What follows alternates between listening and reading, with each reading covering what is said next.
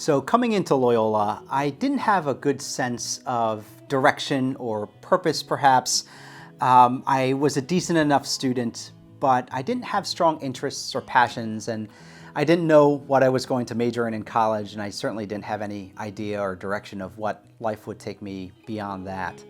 Was impressed to me by my family how important a Jesuit education was. My dad went here, but I didn't know the value of the education and the cost.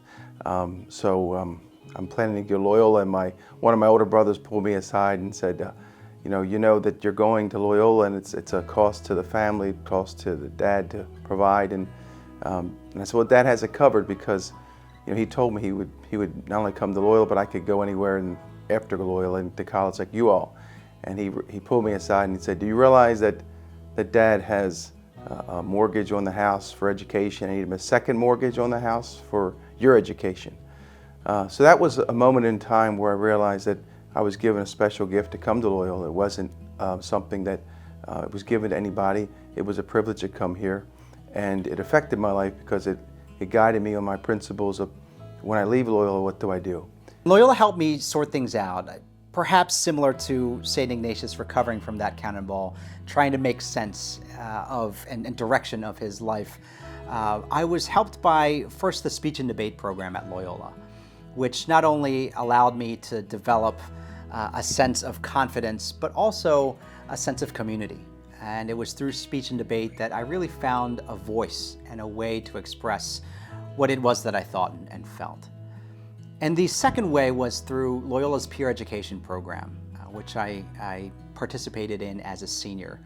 And it was in peer education where I found this passion for talking with my peers, with others, about meaningful ideas and reflecting and engaging in dialogue. And it was really in that opportunity and in that moment that I began to seriously think of education as a possible vocation and as a possible career, encouraged by counselors and faculty here at Loyola.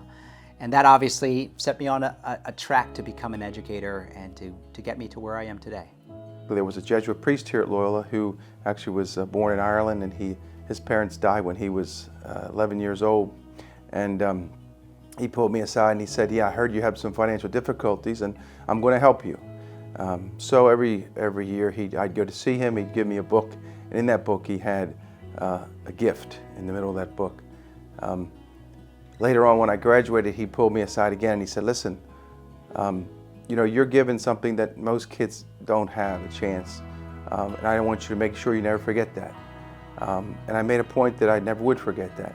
As an administrator, it's been really humbling to see how the whole system of educators here at Loyola and the community of educators at Loyola come together to provide those opportunities for support and for reflection, particularly for students who are going through some difficult times. And ironically, it's become full circle now that I have two boys here at Loyola, and I feel some comfort to think that even though they may not tell me or their mother, but if they have a cannonball moment in their life or a time where there's some crisis, that Loyola is here for them. Loyola is able to guide them, and they have support and friends and staff that will take care of them to go through their journey here and beyond.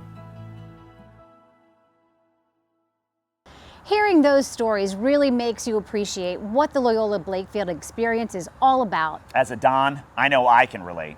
On Wednesday, you'll hear from some of our current Dons about how Loyola has helped them navigate their own cannonball moments. Until then, keep making your gifts and sharing the campaign with others to lead our team to victory. We're excited to see what this community can do in 1 week. Go Team Blue. Go Team Gold. But go Team Blue.